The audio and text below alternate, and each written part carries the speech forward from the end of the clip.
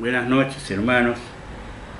Vamos a tener una palabra de oración antes de empezar este estudio. Nuestro Padre Celestial, te damos gracias por la oportunidad que tenemos de abrir tu palabra, para extraer de ella todo el consejo tuyo que tanto bien hace a nuestras vidas y a nuestras almas. Gracias, Padre Celestial, por tu palabra. En el nombre del Señor Jesús te damos gracias. Amén. Bien, hermanos, seguimos con el libro de Pablo a los Efesios. En esta ocasión nos toca considerar parte del capítulo 4 de Efesios, y así que ya directamente vamos a la lectura de este libro. Dice así el apóstol Pablo a los hermanos de Éfeso: Yo pues, preso en el Señor, os ruego que andéis como es digno de la vocación con que fuisteis llamados, con toda humildad y mansedumbre, soportándoos con paciencia los unos a los otros, solícitos en guardar la unidad del Espíritu en el vínculo de la paz, un cuerpo y un espíritu, como fuisteis también llamados en una misma esperanza de vuestra vocación, un Señor, una fe, un bautismo, un Dios y Padre de todos, el cual es sobre todos y por todos y en todos. Pero a cada uno de nosotros fue dada la gracia conforme a la medida del don de Cristo. Por lo cual dice, subiendo a lo alto, llevó cautiva la cautividad y dio dones a los hombres.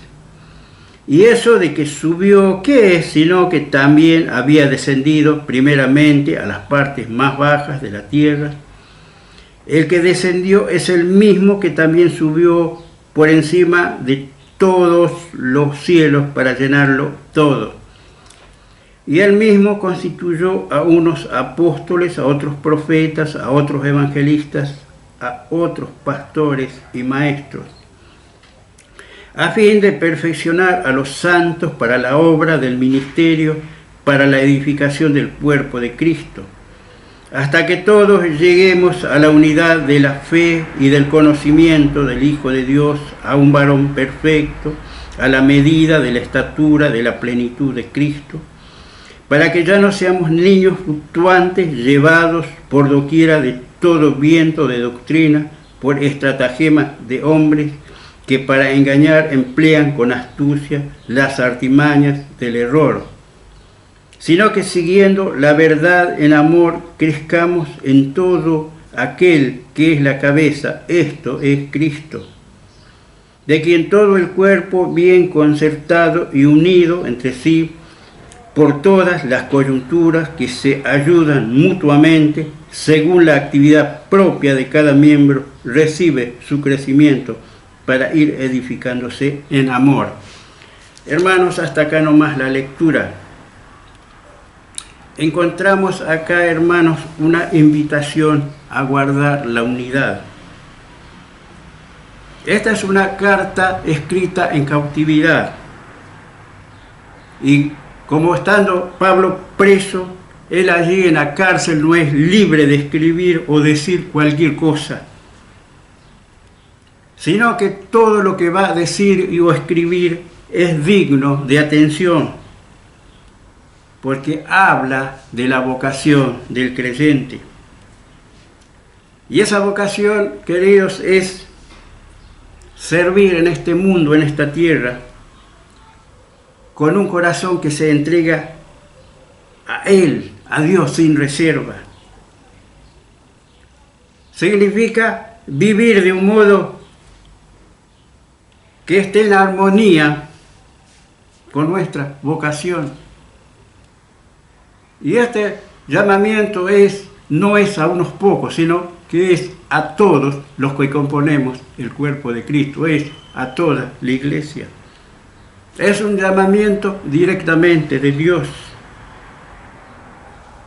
Esta petición de vivir como es digno expresa la manera general, el principio,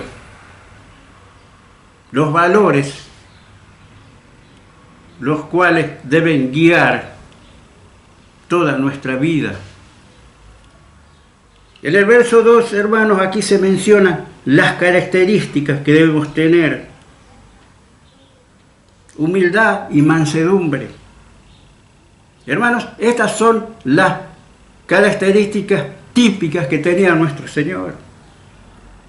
En el Evangelio de Mateo, capítulo 11, verso 29, el Señor Jesús dijo: aprended de mí, que soy manso y humilde de corazón, y hallaréis descanso para vuestras almas.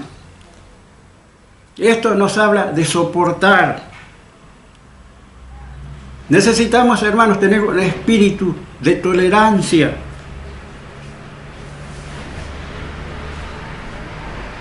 Es necesario una continua tolerancia. No tenemos que pretender que los demás piensen como nosotros o que sean perfectos, ya que tampoco nosotros somos perfectos. En el verso 3 dice: solícito en guardar. Esta unidad no se consigue sin esfuerzo, sin sacrificio. Muchas veces tenemos que renunciar a nuestra propia opinión en aras de la paz, de la unidad. Y claro, eso no significa siempre y cuando en esta disputa no esté en juego la doctrina y la verdad. Porque la doctrina no se negocia. Y la verdad no se vende. En los versos 4 al 6, vemos aquí, hermanos, de una manera clara, vemos realmente que son pocas las diferencias que tenemos si las comparamos con las cosas que tenemos en común. Y por ejemplo, acá Pablo describe lo que tenemos en común, los hijos de Dios, este cuerpo que formamos, la iglesia. Este cuerpo, dice, tenemos un solo cuerpo, donde cada uno de nosotros, donde cada creyente es integrante de este cuerpo. Tenemos un espíritu. Esto es el Espíritu Santo. Es el que nos convenció de pecado. Es el que nos guía. Tenemos también una esperanza, esa esperanza viva. No es una esperanza muerta, sin base, es una esperanza viva. Tenemos un Señor. Este es nuestro Salvador, el que murió por nosotros. El que es nuestro único Salvador, es nuestro único camino, nuestro único mediador entre Dios y nosotros. Pero también es nuestro pastor, nuestro guía, nuestro amigo. Tenemos, dice, una fe. Esta es la fe que salva. Tenemos, sigue Pablo menciona, tenemos un bautismo. Este puede ser el bautismo por inmersión o un bautismo hecho en el Espíritu Santo. Tenemos un Dios creador de todo. Pero finalmente dice Pablo, tenemos un Padre que es Padre de todos aquellos que tienen a Cristo en su corazón. Y esto quiere decir que no solo componemos un cuerpo, sino que también formamos una familia. Y esto, hermanos, no es menor. Pertenecemos nada más y nada menos que a la familia de Dios. Esta familia que no es temporal, sino que esta es una familia que será eterna. Y ahora, hermanos, vayamos a los versos 7 y 8. Pablo describe allí cómo se cumple el crecimiento de este cuerpo. Este cuerpo está lejos de ser uniforme. Ahora la unidad supone una variedad infinita de dones y talentos y tareas. Ahora hay dos clases de ministerios que el creyente puede tener. Ya que el primero podríamos decir que es el ministerio al mundo. Son hermanos que salen a otro país, a otra provincia. Y ellos tienen la capacidad de hacer discípulos en otras naciones.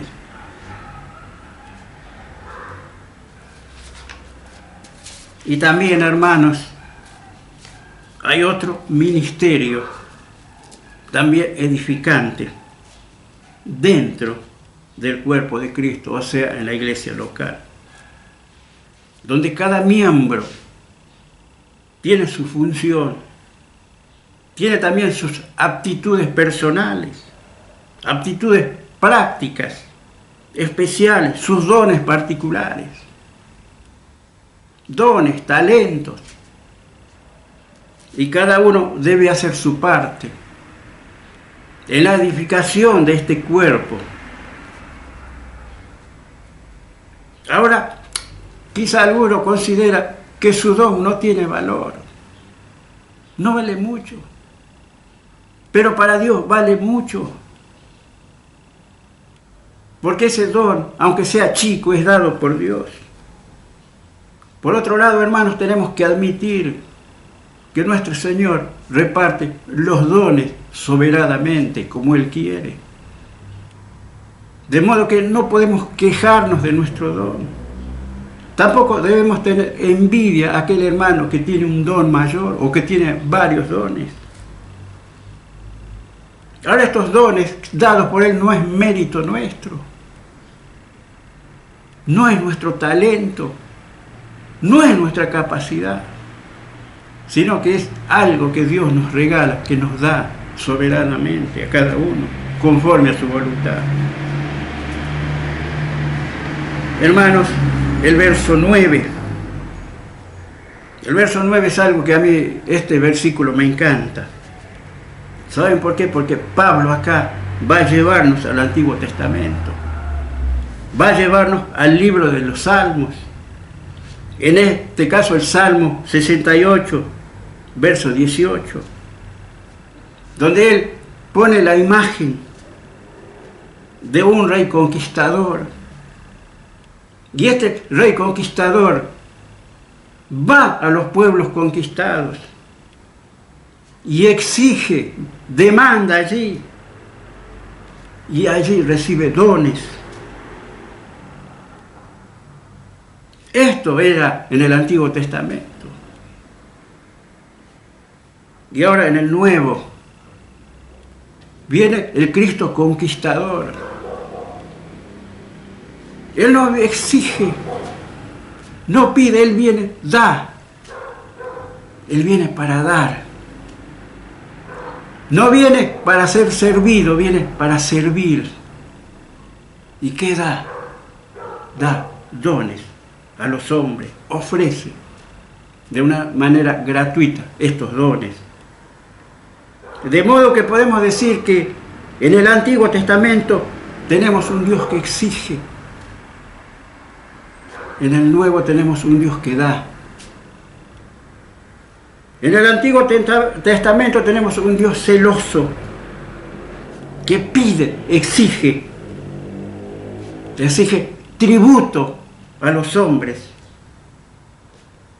En el Nuevo Testamento, hermanos, tenemos un Dios de bondad, de amor, derrama bendiciones y da todo lo que tiene para dar. Claro, son dos tiempos. El Antiguo Testamento eran días de la ley. El Nuevo son tiempos de la gracia. Son dos tiempos. Y hermanos, qué privilegio para nosotros vivir en este periodo de la gracia, donde el Señor da. Por eso Él tiene el derecho de reclamar, porque Él dio primero y pide después. El verso 10. Este es un pasaje, hermanos, donde los estudiosos de la palabra de Dios tienen diferentes posturas. Es realmente un pasaje, un versículo rico para estudiar, para oír, leer opiniones diferentes. Pero acá simplemente, tomando la vía fácil, nos habla de un ascenso. Y un ascenso implica un descenso previo. Cristo, para ascender a los cielos, primeramente descendió a las partes más bajas de la tierra.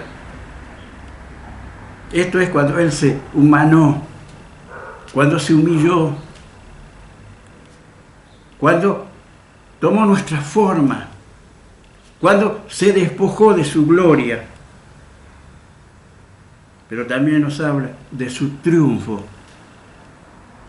En esa cruz Él venció a Satanás y a todos sus principados y potestades. Y además el Cristo resucitado volvió al cielo. Y Él desde allí distribuye los dones a su iglesia. Y qué hermoso, hermanos, tener un Cristo que es omnipresente. Está en el cielo al lado del Padre, pero también está con nosotros. Porque el Señor Jesús dijo: donde hay 2 o 3 reunidos en su nombre, Él se hace presente. Él está allí. Hermanos, qué bendita promesa para nosotros, los que somos de Él. En el verso 11, este versículo nos presenta los ministerios fundados por el Señor para el mantenimiento, para el progreso de su cuerpo, que es la iglesia. Él pone los variados dones que sirvan en diversas tareas, de diversas maneras. Estos dones o ministerios que se mencionan aquí son, de todos modos, hermanos, no están aquí todos los dones, tenemos una lista parcial. Para conocer los otros dones o todos los dones debemos ir a otras cartas de Pablo. Tenemos aquí apóstoles, profetas, evangelistas, pastores, maestros. Pero hay un punto aquí que no podemos pasar por alto, que es digno de aclarar para no caer en confusión o en error. Por ejemplo, los dones de apóstol y profeta, estos dones solo estuvieron vigentes en la primera generación de cristianos, de creyentes. En el sentido estricto de la palabra, los apóstoles fueron los que vieron a Cristo, los que fueron testigos de su resurrección. Por ejemplo, Pablo fue llamado apóstol, Bernabé fue llamado pastor, y otros apóstoles, y otros también. Ahora, en esa generación, hermanos, también había profetas. El evangelista Lucas, en su segundo libro, esto es libro de Hechos 11:27, él da fe de que en esos tiempos había todavía profetas. ¿Y estas qué función tenían? Estos hombres eran inspirados por Dios, ya sea para una predicción o para la enseñanza en el cuerpo de Cristo, la iglesia. Y ahora tenemos que decir, una vez completada la revelación de Dios, vale decir, una vez que se completó el Nuevo Testamento, dejaron de regir estos dones, tanto los apóstoles como los profetas. El Señor quitó de la iglesia estos dos ministerios. De modo que solo quedan, la lista se achica. Tenemos evangelistas, pastores y maestros. Y la misión y la tarea de estos es de perfeccionar a los santos para la obra del ministerio. Son hermanos que deben trabajar enseñando, estimulando, ayudando, alentando, preparando a otros para la obra. Alguien dijo que el mejor obrero en la iglesia no es aquel que trabaja por 10, sino que es aquel que hace trabajar a otros 10.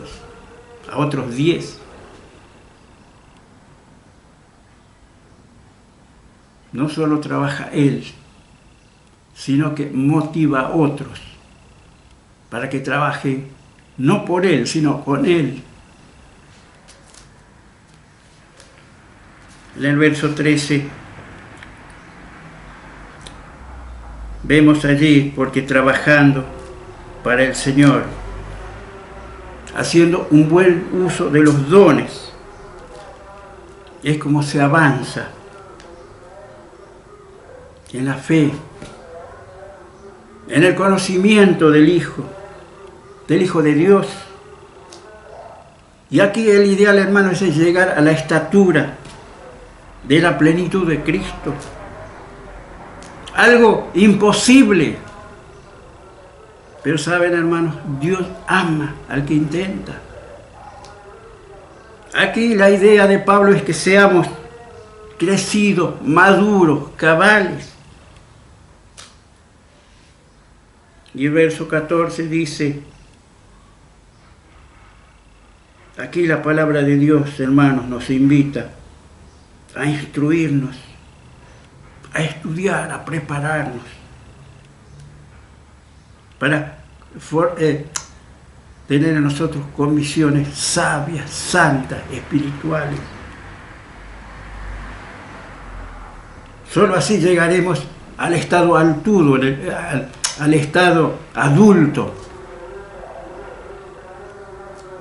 Adulto en el sentido espiritual. Significa que ya no seremos niños. El niño está muchas veces a merced del error, del engaño.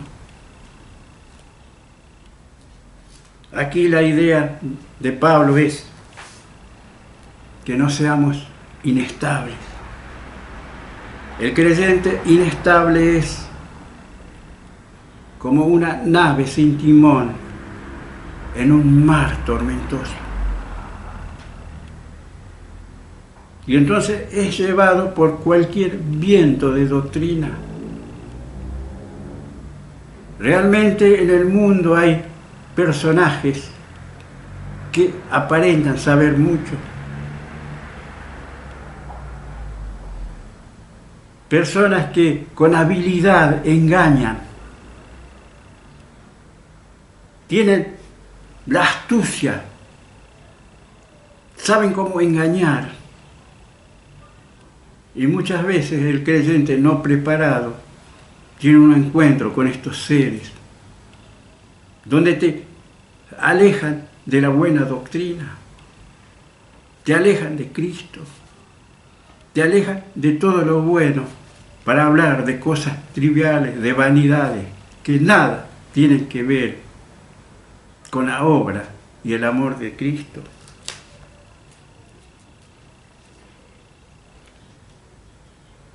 Y el verso 15, hermanos, dice, así Pablo nos quiere decir que este crecimiento, esta madurez, solo se logra siguiendo la verdad, sosteniendo la verdad, viviendo la verdad, hablando la verdad. El sabio Salomón, en su magnífico libro de Proverbios, capítulo 23, verso 23, dice esto: compra la verdad y no la vendas. La verdad. La verdad es Cristo. La verdad es todo lo que Él nos dice. La verdad siempre es Él. De modo, hermanos, que cuando busquemos la verdad, busquemos a Cristo, porque solo Él la tiene. Y para ir terminando, hermanos, verso 16. Como el cuerpo físico, como nuestro cuerpo, está unido por coyunturas, por ligamentos, del mismo modo los miembros del cuerpo de Cristo, la Iglesia, deben estar unidos los unos a los otros. Donde cada parte individual tiene una tremenda responsabilidad en el cuerpo de Cristo, que es la Iglesia. Y ese crecimiento, esa unidad, hermano, tiene lugar cuando cada parte del cuerpo trabaja según la actividad propia de cada una de las partes. Qué lindo es que cada parte trabaje en armonía, en aras del bien común, de todo el cuerpo.